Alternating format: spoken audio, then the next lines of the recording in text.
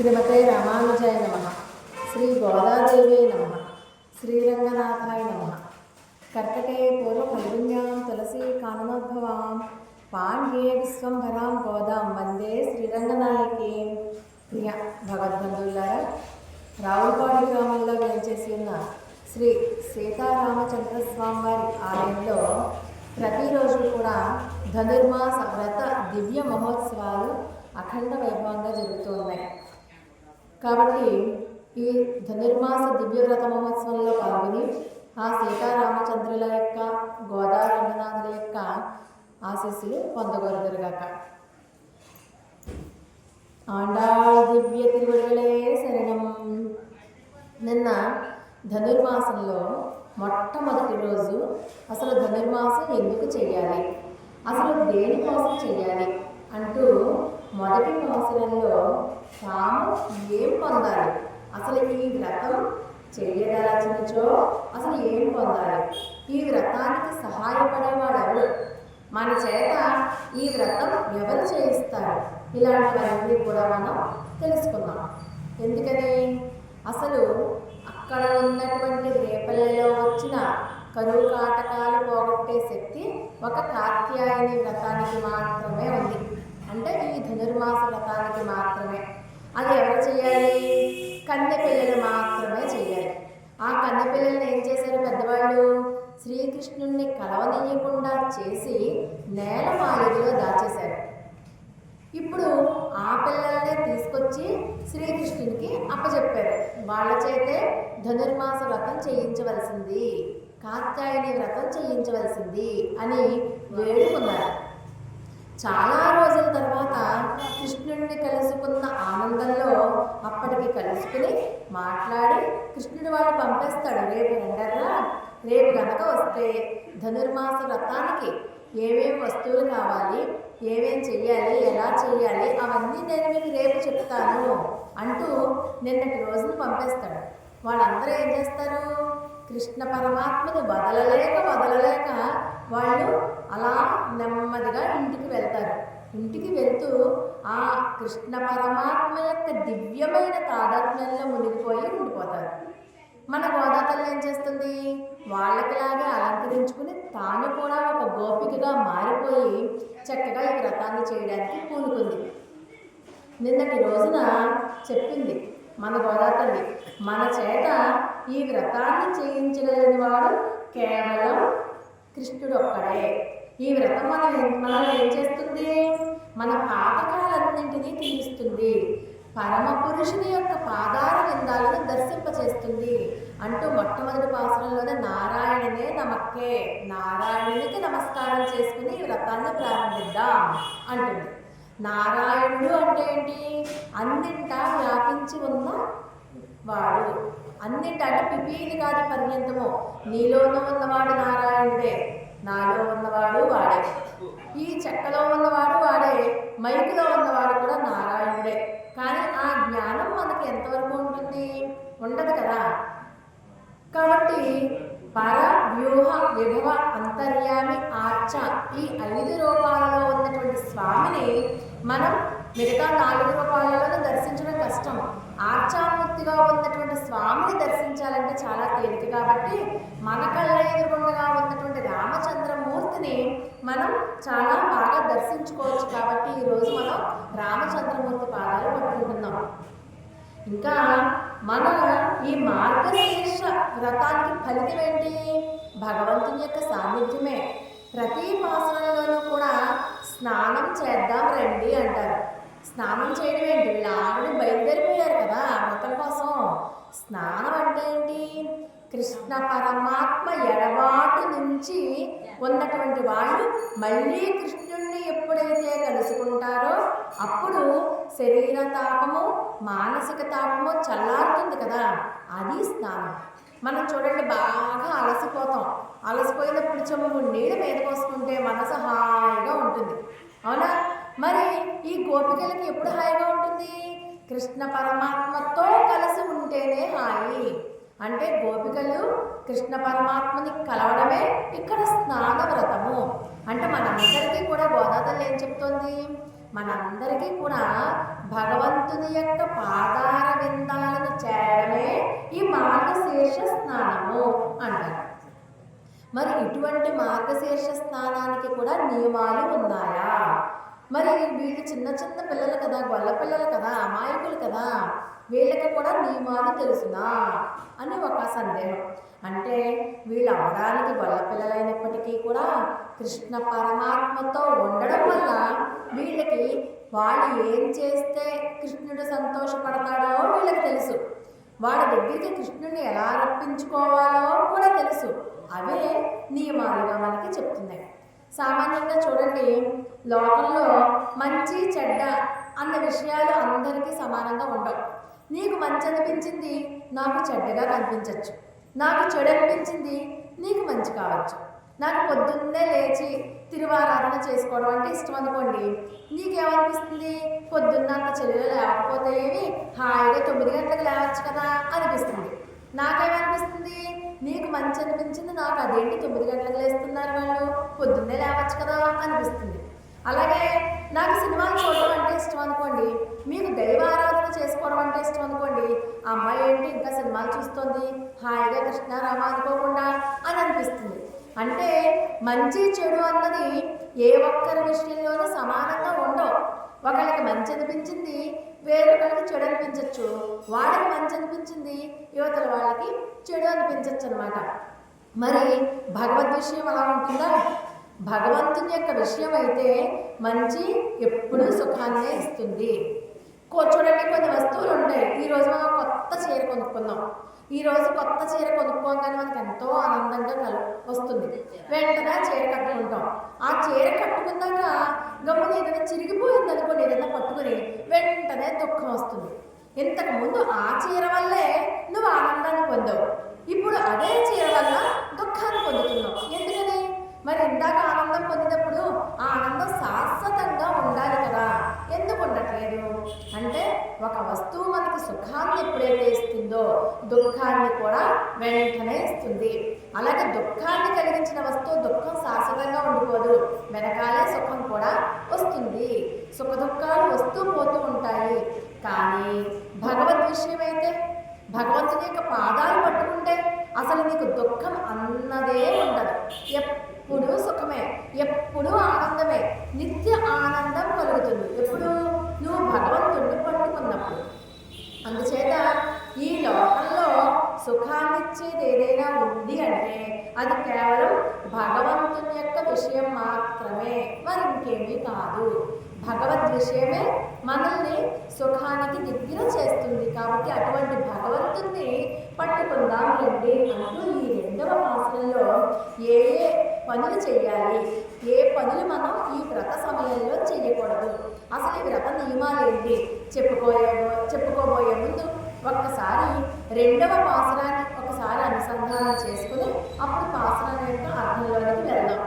ఆండాళ్ దివ్య తిరువడిగలే శరణం வையத்துவாள் வீழ்காள் நாமம் நம் பாவையக்கு செய்யும் திரிசைகள் கேளீரோ பார்க்கடலுள் பையத்தின்ற பரமனடி பாடி நெய்யுண்ணோம் பாலுண்ணோம் நாட்காலே நீராடி மெய்யெட்டெழுதோம் மலரிட்டு நாம் ஒடியோம் செய்யாதன செய்யோம் தீக்குறளை சென்றோதோம் ஆயமும் பிச்சையும் ஆண்டதையும் கை காட்டி உய்யும் மாறெண்ண உகந்தே నోరెంబావాయ్ ఆండాళ్ దివ్య తిరువడిగలే శరణం. ఇక్కడ అందరినీ పిలుస్తోందమ్మ. వయ్యత్తు వాళ్ళ ఈ లోకంలో ఆనందాన్ని అనుభవించే వారారా అని సంబోధిస్తోంది. నిన్నటి వరకు ఏమంది? వ్రేపల్లెలో ఉన్న గోపికలందరినీ కలిపింది. ఈ రోజు ఏమంటోంది? ఈ లోకంలో ఆనందాన్ని అంటే మనల్ని కూడా కలిపేసింది. రావులపాడులో ఉన్న మనల్ని కూడా అమ్మతో కలిపేసుకుని ఈ వ్రతాన్ని చేయడం మొదలు పెట్టేసిందమ్మ. మనల్ని అందరినీ కూడా తనతో వచ్చేమంటుంది. ఎక్కడికి? ఈ ధనుర్మాస దివ్య వ్రతాన్ని ఆనందిద్దాం రండి అంటూ మనల్ని కూడా భాగ్యశాలినులారా, మనం చాలా భాగ్యశాలినులు అంట. ఎందుకని? ఈ ధనుర్మాస వ్రతాన్ని చేయడానికి పూనుకున్నాం కాబట్టి కాబట్టి మనం చాలా అదృష్టవంతులం, ఇది మన పూర్వజన్మ సుకృతం, కాబట్టి మీరందరూ కూడా వచ్చేసేయండి అంటూ మనల్ని కూడా తనతో పాటు కలుపుకొని ఈ వ్రతానికి వెళ్తుందన్నమాట అమ్మ. మరి ఈరోజు చూడండి, సంసారంలో ఉండి మనం ఎన్నో రకాలైనటువంటి బాధలు అనుభవిస్తున్నాం. సంసారంలో ఉండి కృష్ణ పరమాత్మ యొక్క కటాక్షానికి ఎవరైతే పాత్రులై ఉంటారో అదే చాలా గొప్ప విషయం అంట. అది పరమపదము కంటే గొప్ప అంట. పరమపదం అంటే వైకుంఠం. మనం చెప్పుకుంటూ ఉంటాం కదా, విష్ణుమూర్తి వైకుంఠంలో ఉంటాడు, వైకుంఠానికి వెళ్ళిపోతే హాయిగా ఇంకా జన్మ అంటూ ఉండదు. వీళ్ళకి వైకుంఠం అంటే ఇష్టం లేదు. ఎందుకని? అక్కడ కృష్ణుడు లేడు. కృష్ణుడు ఎక్కడున్నాడు? ఇక్కడ ఉన్నాడు కృష్ణుడు. కాబట్టి కృష్ణుడు ఎక్కడుంటే అక్కడ ఉండడమే మాకు చాలా ఇష్టం. మరి అసలు గోపికలకి కృష్ణుడి మీద ఉన్నది ఏంటి? ప్రేమ, భక్త, స్నేహమా? ఏంటి అసలు? ఎంత భక్తి, ఎంత స్నేహం ఏంటి? భక్తికి స్నేహానికి తేడా ఉంది. స్నేహానికి ఉదాహరణ దశరథ మహారాజు. శ్రీరామచంద్రమూర్తి అడవులకి వెళ్తూ ఉన్నప్పుడు శ్రీరామచంద్రమూర్తి వెనకాలే దశరథుడు వస్తూ ఉంటే రామచంద్రమూర్తి అంటారు, రావద్దు తండ్రి గారు, మీరు అక్కడే ఉండండి. రామచంద్రమూర్తి యొక్క మాట కాదనలేక ఆ గుమ్మం దాకా వచ్చి గుమ్మం దాకానే ఉండిపోయాక రామచంద్రమూర్తి కనుమరుగైపోయేదాకా చూస్తూ కళ్ళకి ఇంకా ఏమీ కనబడని స్థితిలో కంటి చూపు కోల్పోయిన వాడే అక్కడికక్కడే తన ప్రాణాలను వదిలిపెట్టేశాడు దశరథ మహారాజు. ఎందుకని? రామచంద్రమూర్తిని విడిచి ఉండలేని వాడు. ఆగిపోమంటే ఆగిపోయాడు కదా, అది స్నేహం. మరి భక్తి అంటే ఏంటి? లక్ష్మణ స్వామిని భక్తి. లక్ష్మణ స్వామిని కూడా తనతో వస్తానంటే తీసుకెళ్ళలేదు రామచంద్రమూర్తి. ఉండిపోమన్నారు, నువ్వు ఇక్కడ ఉండిపో, ఈ మన ముగ్గురు మాతల్ని జాగ్రత్తగా నువ్వే చూసుకోవాలి అంటే, ఓ రామ, నిన్ను వదిలి నేను బతకలేను, నా ప్రాణాలు పోతాయి, నిన్ను విడిచి ఒక్క క్షణం కూడా నేను ఉండలేను, కాబట్టి నీతో పాటు నన్ను కూడా తీసుకెళ్ళిపో, నిన్ను విడిచి బతకడం అన్నదే లేదు, కాబట్టి ఎట్టి పరిస్థితులలోనూ నేను నీతోనే వచ్చేస్తాను అంటూ రామచంద్రమూర్తిని ఒప్పించి మరీ ఆయనతో పాటు అయోధ్యని వదిలి అరణ్యానికి వెళ్ళిపోయాడు. అంటే రాముడు ఎక్కడుంటే అక్కడే అయోధ్యగా భావించాడు లక్ష్మణస్వామి. అది భక్తి. మరి భక్తి స్నేహము రెండు ఎవరిలో చూడొచ్చు అంటే హనుమలో చూడొచ్చు. హనుమంతుడిది భక్తి స్నేహము కూడా. అంటే రామచంద్రమూర్తిని వదిలి ఉండలేడు, ఆయన ఉండిపోవా అంటే అక్కడ ఉండలేడు, కూడా తిరుగుతూ ఉంటాడు. రామచంద్రమూర్తి ఎక్కడుంటే సాక్షాత్తు సీతారాములనే తన హృదయంలో ప్రతిష్ఠించుకున్నాడు కదా. అటువంటి హనుమన్ లాంటి భక్తి స్నేహము కలిపినది ఈ గోపికలు. అందుకని కృష్ణుడు ఎక్కడుంటే అక్కడే ఉండాలి అన్న తపన వేడిది. మాకు వైకుంఠం కూడా వద్దు, సర్వకాల సర్వావస్థల యందు నువ్వు ఎక్కడుంటే మేము కూడా అక్కడే ఉంటాం, అటువంటి అది మాకు ప్రసాదించు అంటూ ఈ పాసనంలో మనల్ని కూడా కలిపేసి మనల్ని అందరినీ కూడా తీసుకువెళ్ళిపోతుంది మన గోదావరి. నామం పావలెప్పు సెయ్యం కిరి సైగల్ కేళీరో. కేళీరో అంటుంది. కేళీరో అంటే వినండి. వినండి అంటే ఏంటర్థం? మనం చాలా సమస్యలకి పరిష్కారం వింటే సరిపోతుంది. కానీ మనందరికీ ఉన్న, మీతో పాటు నాకు కూడా మనందరికీ ఉన్న ఒకే ఒక్క అలవాటు ఎదుటివాడు చెప్పింది వినకపోవడం. వింటే సగం సమస్యలు సమసిపోతాయి. దీనికి ముఖ్య కారణం ఏంటంటే వినకపోవడం. అందుకని వినండి అంటే నొక్కి చెప్తోంది. మేము మా వ్రతంలో ఏ పనులు చేస్తామో వినండి. వినండి. భార్యాభర్తల మధ్య గొడవ వచ్చినా కూడా సమసిపోకపోవడానికి కారణం వినకపోవడమే. భార్య చెప్పింది పూర్తిగా భర్త వినాలి, భర్త చెప్పింది పూర్తిగా భార్య వినాలి. అప్పుడు దాంట్లోనే పరిష్కారం ఉంటుంది. కానీ మనం ఏమనుకుంటాం? చదువు వల్ల, లేకపోతే మనకున్నటువంటి డబ్బు వల్ల, లేకపోతే పుట్టుకతోనే వచ్చిన అహంకారం వల్ల నువ్వెంత అంటే నువ్వెంత, తత్ఫలితంగా విడాకులు, గొడవలు, కోర్టులు, కేసులు. నువ్వెంత అండం మానేసి భర్త దగ్గరికి వెళ్ళి భార్య నువ్వే అంతా అన్నాం అనుకోండి. అలాగే భార్యతో భర్త నువ్వు లేకపోతే నాకు రోజే గడవదే, నువ్వే అంతా అని ఒక్క మాట. నువ్వెంత, నువ్వే అంతా, ఒకే ఒక అక్షరం తేడా, అంతే. గొడవలు ఫటాఫట్ పడి ఉంటారు అంతా ఇద్దరు ఒకే చోట చక్కగా చిలక గోరింకల్లాగా కదా. అది చెప్తున్నారు మనకు గోదా తల్లి.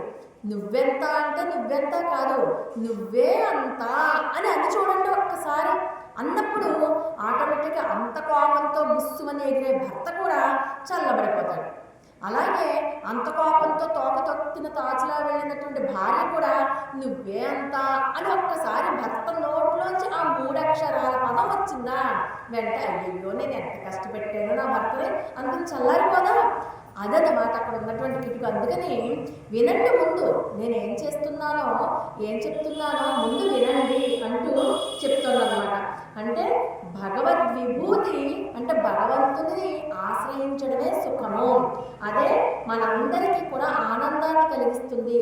కాబట్టి మనందరం ఏం చేయాలి, భగవంతుణ్ణి ఆశ్రయించాలి. మొట్టమొదటి పాసురంలో నారాయణే నమక్కే అంటూ నారాయణ నామస్మరణ చేశాం కదా. మీరు ఎంత నామస్మరణ చేస్తే మనలో ఉన్నటువంటి దుర్గుణాలు అంత ఎక్కువగా బయటికి వెళ్ళిపోతాయి. మనకి రామనామం గురించి తెలుసు కదా. రామనామాన్ని పలికితే చాలు ఎవరైనా సరే మహాత్ములుగా అయిపోతారు, మహాపురుషులుగా, మహర్షులుగా, ఋషులుగా, తపోధనులుగా అయిపోతారు. రామ అన్న 2 అక్షరాల నామం మన నాలిక మీద నిత్యము పలకాలి. రా అంటే ఏంటి, అష్టాక్షరి దివ్య మహామంత్రంలో ఉన్నటువంటి ఒక అక్షరం రా.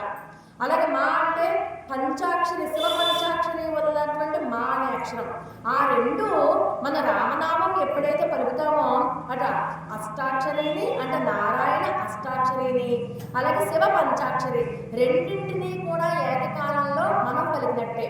ఇంకోటి ఏంటో తెలిసిన, రా అంటే అది బీజాక్షరం, అగ్ని బీజం. మళ్ళీ పైగా నువ్వు రా మా అని ఎప్పుడైతే పలుకుతావో రా అనగానే మనలో ఉన్నటువంటి దుర్గుణాలన్నీ బయటికి పోతాయట. అవి మళ్ళీ బయటికి రాకుండా అమ్మా అని నోరు మూసేస్తాం కదా, మనకి ఇంకా చెడు గుణాలు లోపలికే వెళ్ళవు. అందుకని నిత్యము కూడా రామనామాన్ని పట్టుకుని ఉండాలి. రామనామ స్మరణ చేత మనకు ఆనందం కలుగుతుంది. అటువంటి ఆనందం మనకి కావాలి. అంతేగాని కోపాలు, తాపాలు, అసూయ, ద్వేషము ఇలాంటి వాటి వల్ల వచ్చే క్షణికమైన కోపం కానీ క్షణికమైన ఆనందం కానీ అవేవి శాశ్వతం కాదు. మన జీవితం ఆనందంగా ఉండాలి అంటే భగవంతుణ్ణి పొందాలి. భగవంతుణ్ణి పొందాలి అన్న తపన మనకు ఉండాలి. అందుకే కదా గోదా తల్లి ఏం చేసింది, ఈ మాసం అంటే ఈ మార్గశీర్ష మాసం మంచి మాసం. ఈ మంచి మాసంలో అంటే మనకి భగవంతుని కొలవాలి, భగవంతుణ్ణి చూడాలి, భగవత్ సంకీర్తన చెయ్యాలి అని ఎప్పుడైతే తలకు కలుగుతుందో అదంతా మంచిదేట. అంటే సపోజ్ ఇప్పుడు చూడండి, గుడికి వెళ్దామని చెప్పి తయారవుతారు. నీకు గుడికి వెళ్ళాలన్న ఆలోచన వచ్చింది చూసావా, అదే మంచి రోజు. అంతే, వచ్చిందే తర్వాత నువ్వు గుడికి వెళ్ళిపోవాలి. అంతేగాని పక్కన ఎవరన్నా పిలిచారనుకోండి గుడికి రా అని, వాళ్ళు ఏదో పనిలో ఉండి రాను ఇవాళ ఎందుకులే రేపు వెళ్దామని ఇద్దరు కలిసి ఉండిపో అని అన్నారనుకోండి, ఉండిపో అన్నందుకు వాళ్ళకి పాపం వస్తుంది, ఉండిపోయినందుకు నీకు పాపం వస్తుంది. అంటే పుణ్యం పోతుంది. పాపం రావడం అంటే ఏంటి, మనలో ఉన్నటువంటి పుణ్యం పోతుంది. పుణ్యం పోతే పాపం వచ్చేట్టే కదా. కాబట్టి మనకు అప్పులేవి లేవనుకోండి, మనం ధనవంతుల కిందే కదా లెక్క. అప్పులు ఉన్నవాడు ధనవంతుడు కాదు. అప్పులేమీ లేవు, మనకు ఆస్తి లేదు, అప్పు లేదు. అంటే ఏంటి, హాయిగా ప్రశాంతంగా ఉన్నాం. హాయిగా ఈఎంఐలు కట్టుకోక్కర్లేదు, నెల నెల ఎంత వడ్డీ కట్టుకోక్కర్లేదు, హాయిగా ఉంటాం. అంటే మనం ఐశ్వర్యవంతుల కిందే లెక్క. అలాగా భగవంతుణ్ణి చేరాలి అన్న ఆలోచన నీకు ఎప్పుడైతే వస్తుందో ఆ రోజు మంచి రోజు. అది ఇప్పుడు వచ్చింది మార్గశీర్ష మాసంలో. ఈ బ్రాహ్మీ ముహూర్త కాలంలో ఎవరైతే, బ్రాహ్మీ ముహూర్త కాలము అంటే ముందే చెప్పాను, నిన్నే చెప్పాను మీకు, మార్గశీర్ష మాసం అంతా కూడా బ్రాహ్మీ ముహూర్త కాలమే. అంటే ఇప్పుడు మనకి పొద్దున్న నుంచి రాత్రి దాకా ఉన్న కాలం అంతా కూడా దేవతలకి బ్రాహ్మీ ముహూర్త కాలం. ఈ కాలంలో ఈ రోజంతా, ఈ రోజులన్ని రోజులలోనూ ఏం చేసినా సరే అది అక్షయం అయిపోతుంది. ఆ పనులన్నీ కూడా మంచి పనులు అవుతాయి. కాబట్టి ఈరోజు మనం ఏం చెప్పుకుంటున్నాం, భగవంతుని యొక్క దివ్యమైనటువంటి సంకీర్తన వినండి. వినుడు అంది కదా, వినడానికి ఎక్కువ ప్రాధాన్యత ఇచ్చింది గోదా తల్లి. మనం ఆధ్యాత్మికంగా ఎదగాలి అనుకుంటున్నాం. ఏదో 2 ముక్కలు దేవుడి దగ్గర నుంచి చెప్పుకోవాలి, దేవుడి గురించి మాట్లాడాలి. కానీ మనకి ఏమీ తెలియదు. ఏం మాట్లాడాలో తెలియదు, ఏం చెయ్యాలో తెలియదు. స్తోత్రాలు చదవాలా, సహస్రనామం చదవాలా, అర్చన చేయించుకోవాలా, అభిషేకం చేయించుకోవాలా, ఏమీ తెలియదు. అప్పుడు ఏం చేయాలి? ఇలా పురాణ కాలక్షేపాలకు వెళ్ళి అసలు అక్కడ ఏం చెప్తున్నారు, దేని గురించి చెప్తున్నారు, ఎలాంటి విషయాలు చెప్తున్నారు ముందు వినాలి. వినడానికి ప్రాధాన్యత ఇవ్వాలి. వినగా వినగా వినగా మనలో ఉన్నటువంటి రజోగుణం, తమోగుణం క్రమంగా అణిగిపోతుంది. అణిగిపోయి భగవంతుణ్ణి గురించి తెలుసుకోవాలి అన్న ఆతృత, ఆశ పైకి లేస్తాయి. అటువంటి రోజులే ఈ రోజులు. కాబట్టి ఇటువంటి రోజుల్ని ఖచ్చితంగా అందరూ పూర్తిగా వినియోగించుకోవాలి అని చెప్తోంది మన గోదావరి. ఇంకా ఏమంటోంది? పార్కడలు పెయ్యెత్తు ఎன்ற పరమ నడి పాడి, పరమపదంలో ఉన్నటువంటి శేషతల్పం మీద నిద్రిస్తున్నటువంటి ఆ పరమ పురుషుని యొక్క దివ్య పాదార విందాలను కీర్తించండి. నిన్న నారాయణుని కీర్తించమంది, ఇవాళ శేషతల్పం మీద నిద్రిస్తున్నటువంటి ఆ శేషసాయి యొక్క పాదాలను పాడుకోండి, నామభజన చెయ్యండి అంటుంది. నిన్న పరావతారం, ఇవాళ వ్యూహ అవతారం. పరావతారాన్ని మనం పట్టుకోలేం. నిన్న చెప్పుకున్నాం కదా, నారాయణుడు అన్నిట్లోనూ ఉన్నాడు. ఇందుగలడు అందులేడకి సందేహము వలదు, చక్రి సర్వోపగతుండు, ఎందెందు వెతికి చూచినా అందందే గలడు దానవాగ్రని వింటే అన్నారు పోతన గారి భాగవతంలో. అన్ని చోట్ల ఉంటాడు నారాయణుడు. స్తంభంలో ఉన్నాడు, పెట్టులో ఉన్నాడు, దీంట్లో ఉన్నాడు, కెమెరాలో ఉన్నాడు, దీంట్లో ఉన్నాడు. కానీ మనకు అది తెలుస్తుందా? గమ్ముని ఎవరైనా ఒక అమ్మాయి చూసి చూడకుండా కాలు తొక్కిందనుకోండి, మనం వెంటనే ఎదుటి వాళ్ళల్లో ఉన్న నారాయణ స్వరూపాన్ని మర్చిపోయి 4 తిట్లు తిడతాం. అంటే మనం పట్టుకోలేము, అంత జ్ఞానం ఉండదు మనకి. ఎందుకని? ఉండదంతే. కాబట్టి ఇప్పుడు ఈరోజు పాల సముద్రంలో ఉన్న స్వామిని పట్టుకోమంటే ఎలా పట్టుకుంటాం? పట్టుకోమని దండం పెట్టుకుంటాం, కానీ ఆయనే ఈయనని మనం అనుకోలేము. ఆ జ్ఞానం కావాలంటే ఇదిగో మన రామచంద్రమూర్తి మన ఎదురుగుండగా ఆర్చామూర్తిగా ఉన్నారు కదా, ఆర్చామూర్తిగా ఉన్న స్వామిని పట్టుకోవాలి. అలా మన మనసులో సత్వగుణాన్ని పెంపొందింప చేసుకోవాలి. అందుకని మనం ముందేం చేద్దామంటే వ్యూహ అవతారమైనటువంటి ఆ పరమపురుషుని యొక్క పాదార విందాలను కీర్తిద్దాం. కీర్తించండి. ముందర విన్నారు కదా, విన్నదాన్ని బాగా మననం చేసుకుని కీర్తించాలి, పైగా నమస్కారాలు చేసుకోవాలి అంటారు. ఇక మళ్ళీ అంటుంది అమ్మ, నమస్కారం చేసేసుకున్నాక మేము నెయ్యున్నో పాలున్నో నాటకాలే నేరాలి. నేతులు ఇప్పుడు చూడండి, ధనుర్మాసంలో నెయ్యి తినకూడదంట, పాలు తాగకూడదు, పెరుగు తినకూడదు అని ఒక నా పైకి ఏంటంటే ఒక రోమర్ అనమాట. రోమర్ అనుకోండి అంటారు. అయ్యి బాబాయ్, ధనుర్మాసం వ్రతం చేస్తేట పాలు తాగకూడదుట, నెయ్యి తినకూడదుట, పెరిగే తినకూడదుట. అమ్మ బాబాయ్, వేడి చేసేదా, నెలల పాటు పాలు, పెరుగు, కాఫీ, టీ తాగకపోతే మనం ఎలా ఉంటాం? అసలు అంతరార్థం అది కాదు. పాలంటే పాలల్లో వెన్న ఎక్కడుంది చెప్పండి? చెప్పగలరా? మీరు చూపించగలరా పాలల్లో వెన్న? పాలల్లో వెన్న ఎక్కడుంటుంది? ఆ పాలుని కాచి తోడుపెట్టి పెరుగుగా చేసి చిలికితే వెన్న వస్తే, ఆ వెన్నను కాస్తే అప్పుడు నెయ్యి వస్తుంది. అంటే ఏంటి? మన మనసులో భగవద్గుణాలనే పాలను నింపుకొని వాటిని బాగా మదించి వాటిని చక్కగా ఆ భగవద్గుణాలను మననం చేసుకుని కాచి పెరుగులా తోడుపెట్టి పదే పదే భగవద్గుణాలను ఆలోచించుకొని అప్పుడు పరమాత్మ మీద దృష్టి పెట్టి అప్పుడు దాన్ని కాస్త నెయ్యి ఎలాగైతే వస్తుందో అలాగ పరమాత్మ మీద ప్రేమ, భక్తి, స్నేహము పెరుగుతాయి. అవన్నీ చెయ్యాలంటే ముందు పాలను కాయాలి కదా. పాలంటే భగవద్గుణాలే. ఆ భగవద్గుణాలను బాగా వినాలి కదా.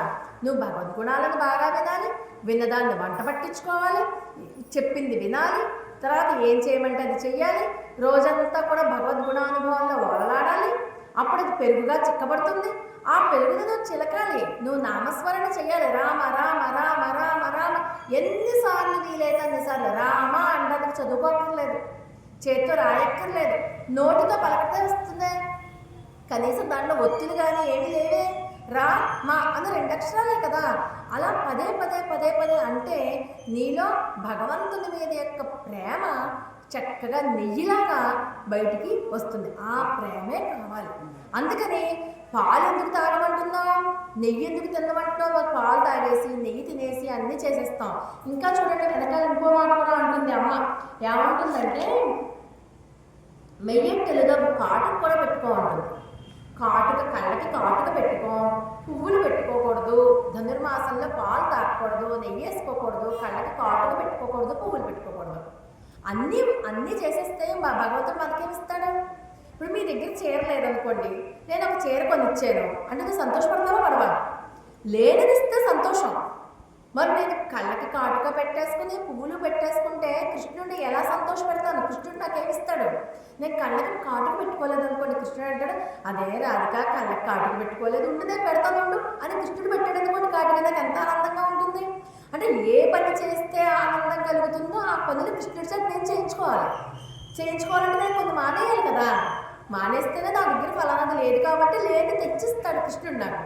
నేను మంచి చీర కట్టుకోలేదు, అయ్యో పిచ్చి పిల్ల వాడు మంచి చీర కట్టుకోలేదు, నేను కొనిస్తాను అని కృష్ణుడు ఇచ్చాడు అనుకోండి చీర, అబ్బా ఎంత ఆనందం.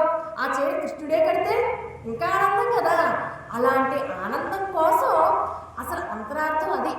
అంటే మనం నిజంగా పాలు మానేయమని నెయ్యి మానేయమని కాదు అక్కడ అర్థం. మనకి భోగాలు మానేయండి. నువ్వే లేవు, నువ్వు లేనప్పుడు నాకు భోగాలు ఎందుకు? ఇంకా నాకు నువ్వు కావాలి. నువ్వు ఉంటే ఈ భోగాలు ఉన్నావు ఒకటే పోయినా ఒకటే, మాకు అక్కర్లేదు. నీకు భోగాలు కావాలా పరమాత్మ కావాలా? పరమాత్మే కావాలి, అందుకే వద్దంటున్నాను. నువ్వు ఇస్తావా? మేము తీసుకుంటాం. అయ్యో నా కోసం పిచ్చి పిల్ల ఎంత త్యాగం చేసింది, పోనీ అవన్నీ ఇస్తానని చెప్పి నువ్వు ఇచ్చావనుకో, అయ్యో నా కన్నయ్య నాకు ఇచ్చాడా ఇవాళ అని ఆనందంగా తీసుకుంటాను. అంతేగాని నాకుగా నేను కళ్ళకి కాటుక పెట్టుకోవడం కానీ పువ్వులు పెట్టుకోవడం కానీ అవి చేయను. నాకు కావాల్సిందంటే వాసుదేవ సర్వమితి, అది చాలు. పాతేయం పుండరీకాక్ష నామ సంకీర్తనామృతం, నాకు చాలు. అవి వాటితో కడుపు నిండిపోతుంది. నాకు నెయ్యి పాలు అక్కర్లేదు. నీ నామగానం చేసుకున్నాను అనుకో, ఆ నామాన్ని గానం చేస్తుంటే నాకు అసలు ఆకలే ఉండదు, అసలు పాలు తాగాలని అనిపించదు, నెయ్యి తినాలనిపించదు.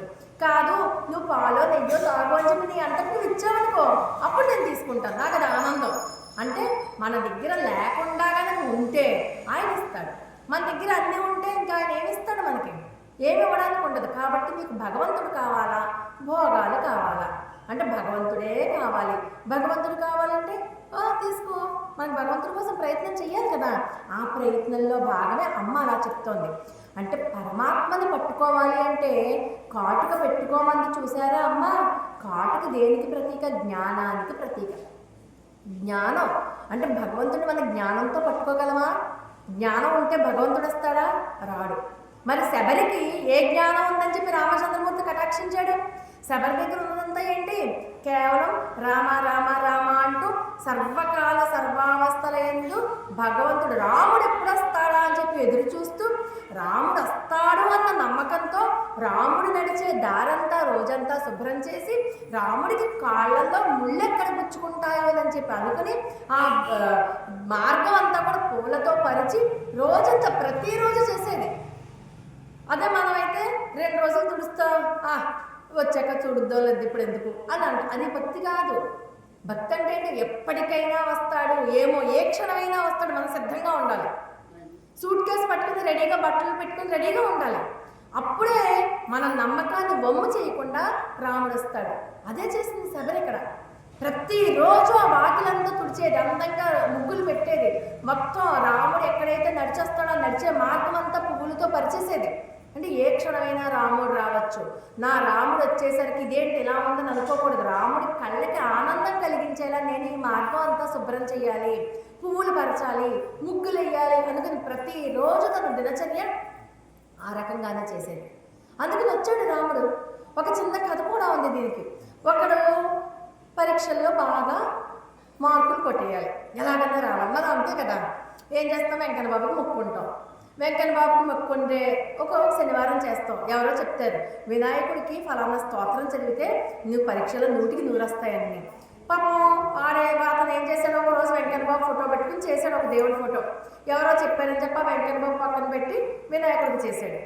వినాయకుడు కూడా తన కోరికలు ఏం తీర్చలేదు, వినాయకుడిని పక్కన పెట్టాడు. ఇంకొక కృష్ణుడిని పెట్టుకున్నాడు, కృష్ణుడు తీర్చలేదు, పక్కన పెట్టాడు. ఇంకో దేవుడిని పెట్టాడు. సరే ఒక రోజు ఇంకొకళ్ళు ఎవరో చెప్పారు ఇంకొక విగ్రహం పెట్టుకోమని పెట్టుకున్నాడు. పెట్టుకున్నాడు. పెట్టుకుని మరి ధూపం ఇవ్వాలి కదా, ధూపం ఇస్తున్నాడు. ధూపం ఇస్తుంటే ఆ పొగ ఈ పక్కన పెట్టిన విగ్రహాల దగ్గరికి వెళ్ళిపోతుంది.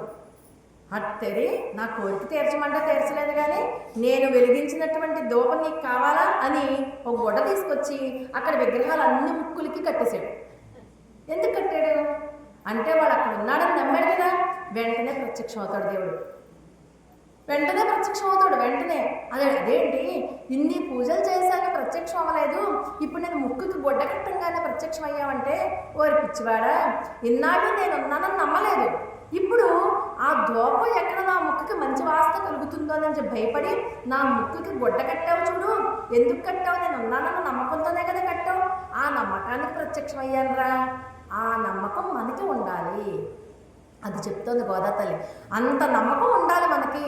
భగవంతుడు వచ్చేసరికి మనం భగవంతుడు వస్తాడు వస్తాడు వస్తాడు వచ్చేసరికి రెడీగా ఉండాలి. ఉండు స్వామి నేను లోపలికి వెళ్ళి మంచి చీర కట్టుకొస్తాను అనేలా ఉండకూడదు.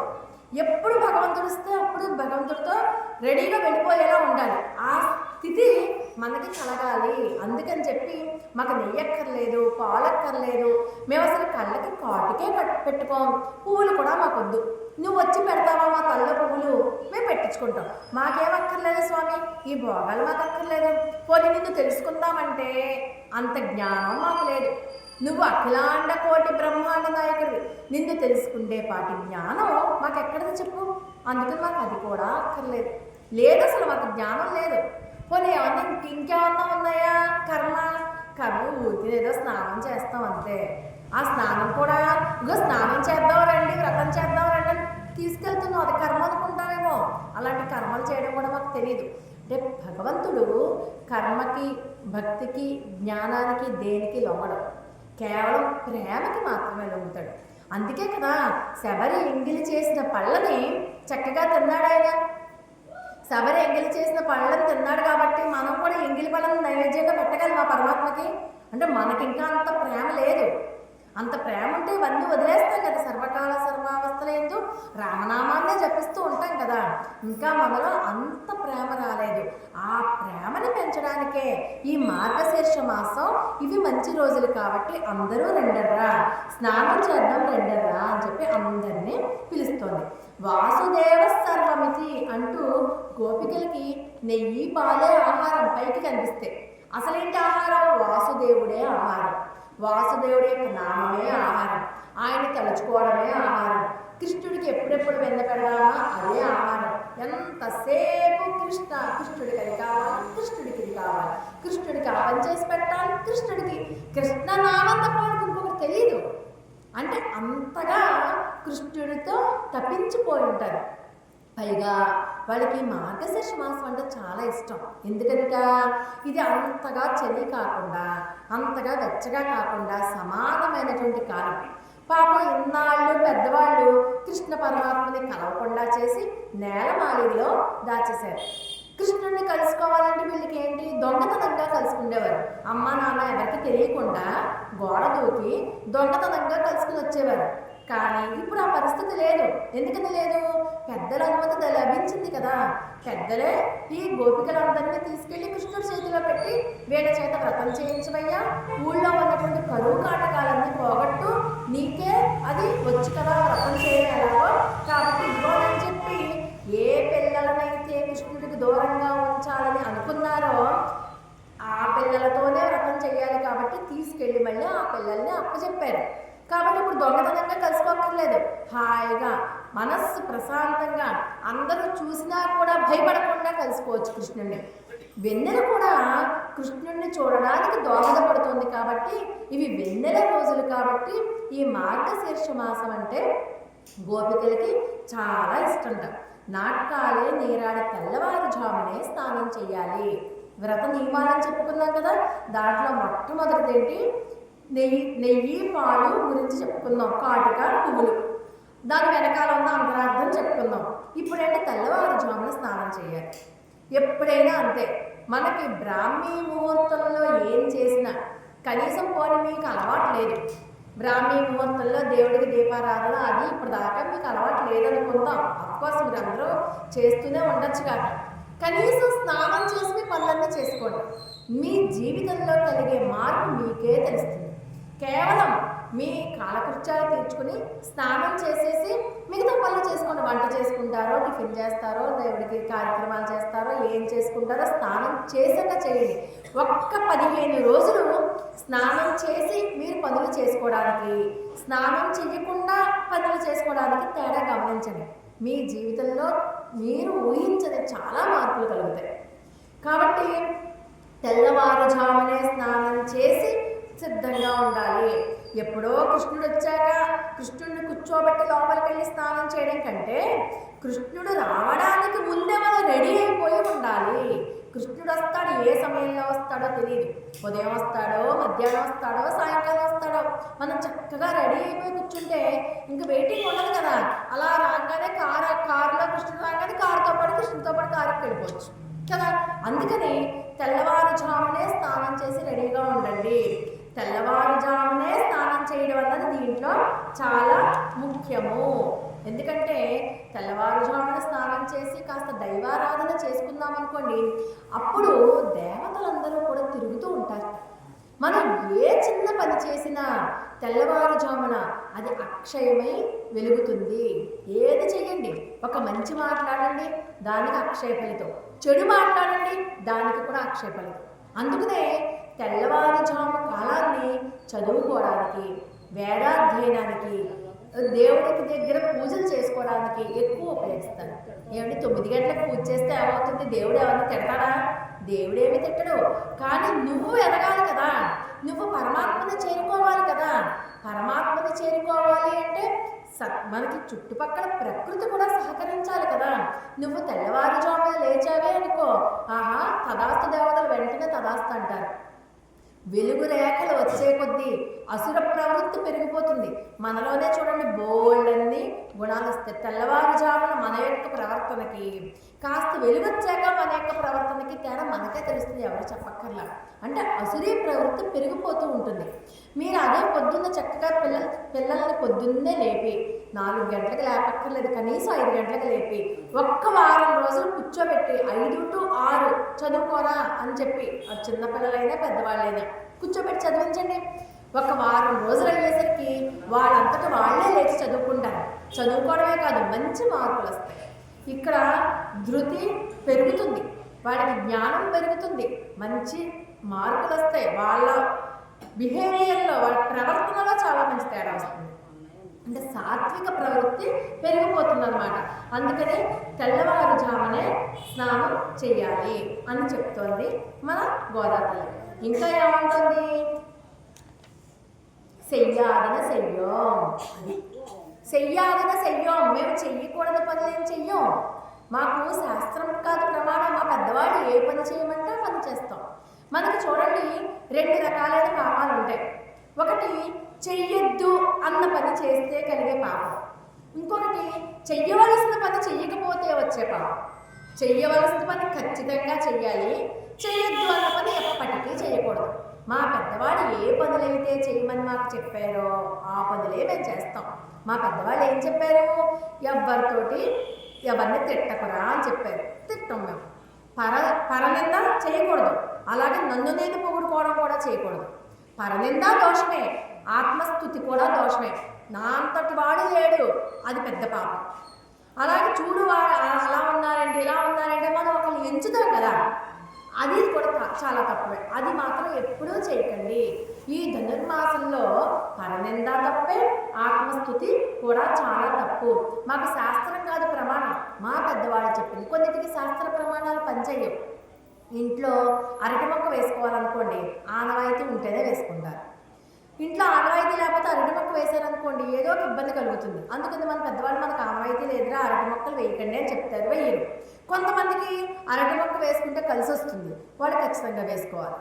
కొంతమందికి వరలక్ష్మి వ్రతంలో కలిసి పెట్టుకోవడం ఆనవాయితీ ఉండదు, వాళ్ళు కలిసి పెట్టుకోకూడదు. పెట్టుకోకూడదంటే పెట్టుకోకూడదు. శాస్త్రంలో ఉంది కదా, శాస్త్రంలో ఉంది, కానీ నీ పెద్దవాళ్ళకి లేదు కదా. నీకు తరతరాలుగా మీ తాతలు, ముత్తాతలు, అమ్మమ్మలు, పెద్దమ్మలు వీళ్ళు ఏం చెప్పారు అది నువ్వు పాటించాలి. అక్కడ శాస్త్ర ప్రమాణం కాదు, నా పెద్దవాళ్ళు మా ఇంట్లో మొట్టమొదటి నుంచి ఏం చేశారు అది నాకు ప్రమాణం. ఇప్పుడు ఈ వీడియోలు ఎక్కువైపోయి రకరకాల డౌట్లు వచ్చేస్తూ ఇంకా ఎక్కువ డౌట్లు అయిపోతుంది. మన ఇంట్లో చక్కగా పెద్దవాళ్ళని అడిగి, అమ్మ నానమ్మ లేకపోతే అమ్మమ్మ మీరేం చేశారు, మీ చిన్నప్పుడు మీరేం చేశారు, గొబ్బిళ్ళు పెట్టారా, పొద్దున్నే లేచి గుడికి వెళ్ళారా, లేదా పొద్దున్నే స్నానం చేసేవారా, ఏం చేశారు అని ఒక్కసారి నోరు తెరిచి అడిగేవే అనుకోండి అసలు మనకి డౌట్లే రావు. కానీ మనం ఏం చేస్తాం, ఏది చెయ్యాలో అవి చెయ్యం, ఏది చెయ్యకూడదో అది చేస్తాం.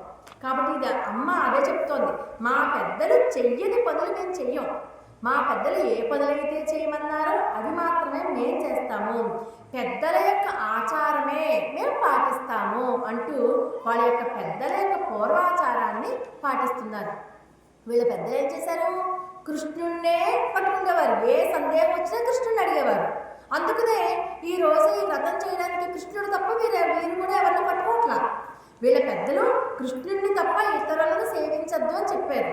అంతే కదా, మరి గోవర్ధనగిరి పర్వతం ఎత్తినా ఏం చేస్తే కృష్ణుడు సలహా మీదే కదా చేశారు. ఎంతోమంది రాక్షసుల్ని కృష్ణుడు చంపాడు. కృష్ణుడు అంటే గురి, అక్కడ ఉన్నటువంటి రేపెలలో ఉన్న వాళ్ళందరికీ కూడా. అందుకని కృష్ణుడు ఏం చెప్తే అదే సత్యం, కృష్ణుడు ఏం చెప్తే అదే వేదం, కృష్ణుడు ఏం చెప్తే అదే ప్రమాణం. కాబట్టి మీరు కూడా అలాగే చెయ్యండి అన్నారు. అందుకని వీళ్ళు కూడా కృష్ణుడే పట్టుకున్నారు. మనకు కూడా చూడండి, ఇంట్లో మనకి ఎన్ని దైవాలున్నా ఇంటి దైవం ఒక ఆయన ఉంటారు. అది వెంకటేశ్వర స్వామో, నరసింహస్వామో, రామచంద్రమూర్తి ఎవరైనా కావచ్చు. మనకి ఇంటి దైవం కులదైవం అంటాం కదా, వాళ్ళు ఒకళ్ళు ఉంటారు. ముందు వాళ్ళని ప్రార్థించి అప్పుడు మిగతా దేవీ దేవతలు. అంతే కదా, వెంకటేశ్వర స్వామి కులదైవం అయితే ఆయన ప్రార్థిస్తే రాముడు ఎవరైనా అనుకుంటాడో అనుకోకూడదు. వెంకటేశ్వర స్వామిలో ఎవరైతే ఉన్నారో రాముడిలో కూడా ఆయనే ఉన్నారు. కానీ మనకి పెద్దవాళ్ళు ఏం చెప్పారు, ముందు ఏ పని చేసినా అమ్మవారికి కొబ్బరికాయ కొట్టంటారు. అమ్మవారికే కొట్టాలి, అమ్మవారికి కొట్టేశాక అప్పుడు మనం వెంకటేశ్వర స్వామిని పట్టుకుంటాం. అలాగే ఖచ్చితంగా మనం మన కులదైవాన్ని పట్టుకుంటే సగం సమస్యలు అక్కడే పోతాయి. ఈరోజు మనకి కొత్త కొత్త దేవుళ్ళని మన పెద్దవాళ్ళు ఎప్పుడూ పూజించిన వాళ్ళని కూడా మనం ఈరోజు ఏం చేస్తున్నాం, పూజించేస్తున్నాం. మన పెద్దవాళ్ళు ఎవరినైతే పూజించారో, మన పెద్దవాళ్ళు ఏం చేశారో ముందు అది పాటించాలి. అది పాటించాకనే పక్కదానికి వెళ్ళాలి. ఇప్పుడు మేము ఉన్నాం అనుకోండి, మాకు వరలక్ష్మితో ఆనవాయితీ లేదు, అలా అని చెప్పి శాస్త్రంలో ఉంది కదా అని చెప్పి నేను చేయకూడదు. మా అత్తగారు చేయొద్దని చెప్పారు, నేను అదే కదా పాటించాలి. మేము చెయ్యం. రోజు తిరువారాధన మా ఇంట్లో నిత్యము జరుగుతుంది. ఆ నిత్యము జరిగినప్పుడు దాంట్లోనే లక్ష్మీదేవికి కూడా పూజ చేసేసుకుంటాం, అయిపోయింది. మాకు నిత్యము వరలక్ష్మి వ్రతమే, ప్రత్యేకించి శ్రావణ శుక్రవారమే వరలక్ష్మి వ్రతం కాదు అని నేను అనుకుంటాను. సరిపోతుంది కదా. అంటే మన పెద్దవాళ్ళు ఏది చేయమంటే అదే చెయ్యాలి, ఏది చెయ్యొద్దంటే అది మానేయాలి. కాబట్టి వీళ్ళకి కూడా వాళ్ళ పెద్దవాళ్ళు ఏం చేయమంటే అదే చేస్తున్నారు. వీళ్ళందరూ కూడా అదే ఆచారము. ఏదైనా సరే, మనకి ఏది ఇష్టమైనా సరే మన పెద్దవాళ్ళని అడిగి వాళ్ళ అనుమతి తీసుకుని వాళ్ళు ఎలా వెళ్ళమంటే అలా వెళ్తేనే దాంట్లో మనం సక్సెస్ సాధిస్తాము.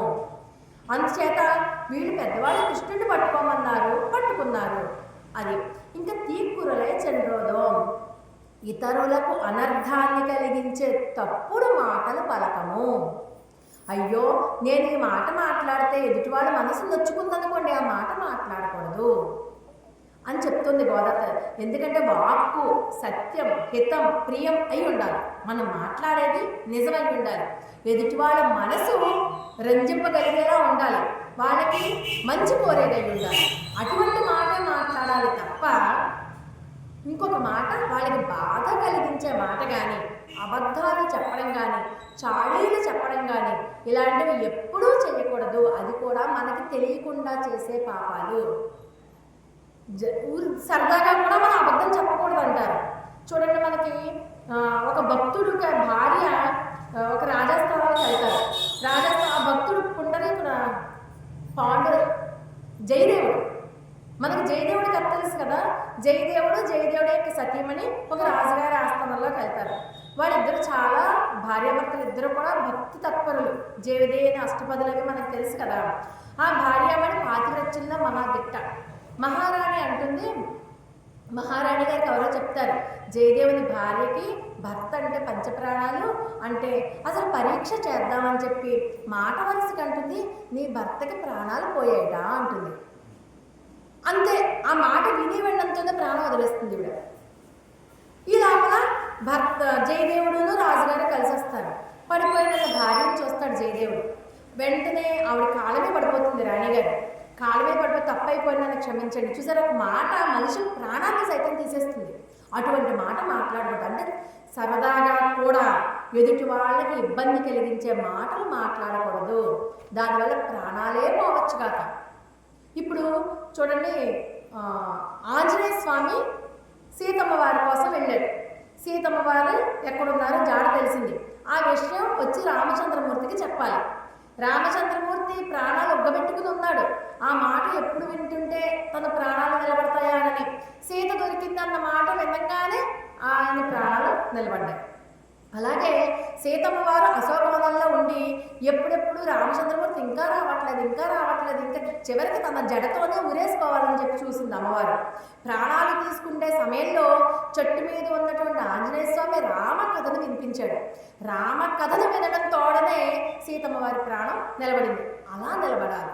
ఒక మాట మాట్లాడితే ఎదుటివాడి ప్రాణం నిలబడాలి, కానీ ఒక మాట మాట్లాడితే ఎదుటివాడి ప్రాణం పోయేలాగా, వాళ్ళ మనసు నొచ్చుకునేలాగా మాట్లాడకూడదు.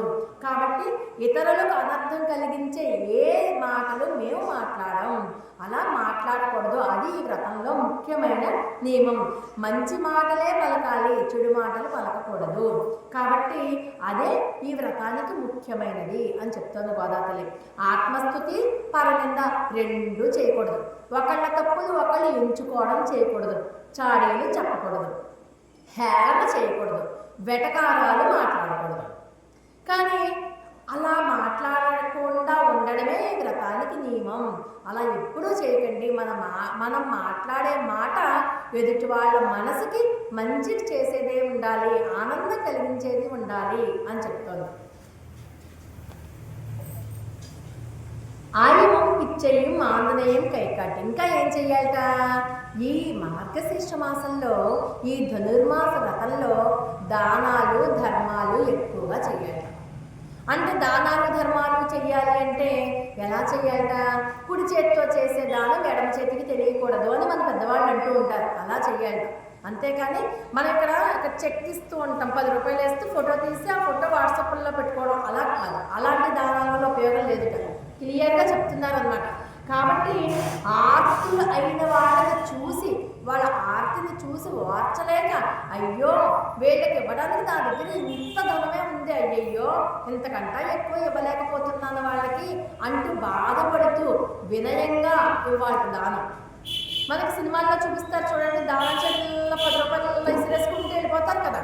అలాంటి దానాల వల్ల ఉపయోగం లేదు. అలా ఎప్పుడూ దానం చేయకండి మీరు అని చెప్తోంది అమ్మ. దానం చెయ్యాలంటే వినయంతో చెయ్యాలి. నేను కదా దానం చేస్తున్నాను, నా దగ్గర డబ్బులు ఉన్నాయి కాబట్టి నేను దానం చేస్తున్నాను, ఈ రోజు నాకు ఎంత పుణ్యం వచ్చేస్తుందో, ఈ 10 మందికి ఒక్కొక్కరికి రూపాయి చొప్పున వేసేసాను, అబ్బో ఎంత డబ్బులు దానం చేసేసానో అని మాత్రం అనుకోకూడదు. దానం చేస్తున్నట్టు మూడో కంటి వాడికి కూడా తెలియకుండా దానం చేయాలి. ఆ దానం కూడా ఎలా చేయాలి? వినయంగా, విధేయతతో. అయ్యో నా దగ్గర ఇంత మాత్రమే ఉంది వీళ్ళకి ఇవ్వడానికి, నా దగ్గర ఇంకొంచెం డబ్బులు ఉంటే బాగుండేది, ఇంకా ఎక్కువ దానం ఇవ్వగలిగి ఉండేదాన్నేమో, అయ్యో ఇంత కొంచెమే ఉందా అంటూ ఈ కొంచెమే ఇస్తున్నందుకు సిగ్గుపడుతూ దానం చేయాలి. అంతే తప్పితే అహంకారంతోనో నేను కదా దానం చేస్తున్నాను అన్న బుద్ధితోనో దానం చేయకూడదు అంటూ దానం కూడా ఎలా చేయాలో అమ్మ మనకి గోదాతల్లి నేర్పుతుందన్నమాట. చాలా వినయంగా. చాలామంది చెప్పులు వేసేసుకొని ఇష్టం వచ్చినట్టుగా దానం చేస్తూ ఉంటాం కదా, అలా కాదట. చెప్పులు విప్పి పక్కన పెట్టి కృష్ణార్పణం అనుకుని ఆ వ్యక్తి చేతిలో డబ్బులు వేయాలి.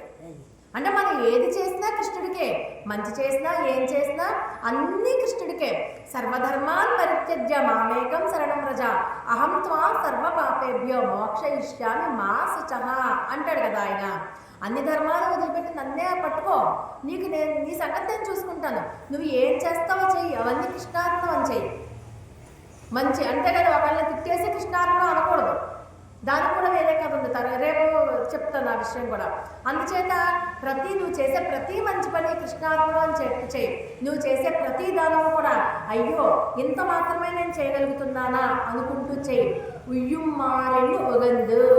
ఇలాగా ఈ చెప్పిన నియమాలన్నీ నువ్వు కనుక పాటించినట్లయితే అప్పుడు అందరికీ సంతోషం కలుగుతుంది. ఆ రకంగా ఈ వ్రతకాలం అంతా మనం ఏం చేయాలి? పరమ పురుషుని యొక్క పాదార విందాలను కీర్తించాలి. శరీరానికి మాత్రమే పోషకాలైనటువంటి పదార్థాలను భుజించద్దు. ఆత్మశుద్ధికి, భగవద్ అనుభవానికి సహాయపడేవే మనం స్వీకరించాలి. అంటే భగవన్ నామాన్ని పట్టుకోవాలి. ప్రాతకాలాన్నే మనం బాహ్యంగానూ స్నానం చేయాలి. ఆంతరిక స్నానం అంటే భగవంతుని యొక్క దివ్య నామాన్ని నిరంతరము పలకడమే ఆంతరిక స్నానము, అది చేయాలి. అంతఃశౌచం అంటే భగవద్ గుణానుభవాన్ని మనం మనసులో పెట్టుకుంటే అంతఃశౌచం. బాహ్య శౌచం అంటే తెల్లవారుజామునే స్నానం చేయడం బాహ్యంగా మన శౌచం. కాబట్టి ఆ స్నానం చేయాలి, కీర్తన చేయాలి. ఎదుటి వారికి కష్టం నష్టం కలిగించే ఏ రకమైనటువంటి పనులు చేయకూడదు. మనకి శరీరానికి శోభనిచ్చే కళ్ళకి కాటుక, పువ్వులు ఇవి కాదు కావాల్సింది. ఆత్మకి అలంకారమైన వాటిని పట్టుకోండి. ఆత్మకి అలంకారం ఏంటి? భగవద్ గుణానుభవ వైభవమే ఆత్మకి అలంకారం. పరమాత్మ కావాలని చెప్పి నీలో త్వర కలుగుతుంది చూడు, ఆ తపన, అదే ఆత్మకి అలంకారం. అటువంటి గుణాలు నువ్వు పట్టుకో, అదే నీకు అలంకారం. నిష్కామకర్మ చెయ్యి, ఎవరిని దూషించుకో. నువ్వు సర్వకాల సర్వావస్థల యందు భగవంతుడిని కీర్తించు. మన పూర్వులు ఏవైతే చెప్పారో అవే చెయ్యండి. వాళ్ళు ఏమి చెప్పరో వాడి జోలికి వెళ్ళొద్దు. కనీసం నిన్ను తిట్టినా సరే నువ్వు వాళ్ళని పల్లెత్తు మాట అనద్దు. భగవద్ విరోధులైనా సరే వాళ్ళని నువ్వేమీ అనద్దు. మరి సీతమ్మ తల్లి అక్కడ అశోకవనంలో ఉన్నప్పుడు రాక్షస సైనికులు ఉంటారు కదా, వాళ్ళని ఎన్నో రకాలుగా బాధ పెట్టారు. కానీ శ్రీరామచంద్రమూర్తిని కలుసుకున్నాక కనీసం మాట వరుసకైనా సరే, అయ్యో నేను అశోకవనంలో ఉండగా ఫలానా రాక్షస స్త్రీలు నన్ను ఇన్ని బాధలు పెట్టారు అని చెప్పి పల్లెత్తు మాట అనలేదుట అమ్మ. అలా ఉండాలి మనం కూడా. మనల్ని బాధ పెట్టిన వాళ్ళని సైతం మనం ఏమీ అనకూడదు. అటువంటి స్థితి కలగాలి. అలాగ మనం ఈ వ్రతాన్ని ప్రారంభిద్దాం అంటూ మనల్ని అందరినీ కూడా కలుపుకొని మరి అమ్మ ఈ వ్రతానికి ముందుకు సాగుతోంది ఈ వ్రత నియమాలతో. ఆండాళ్ దివ్య తిరువడిగలే శరణం. స్వస్తి ప్రజాభ్య పరిపాలయంతాం న్యాయేన మార్గేణ మహిం మహిషాః. గోబ్రాహ్మణేభ్య శుభమస్తు నిత్యం. లోకా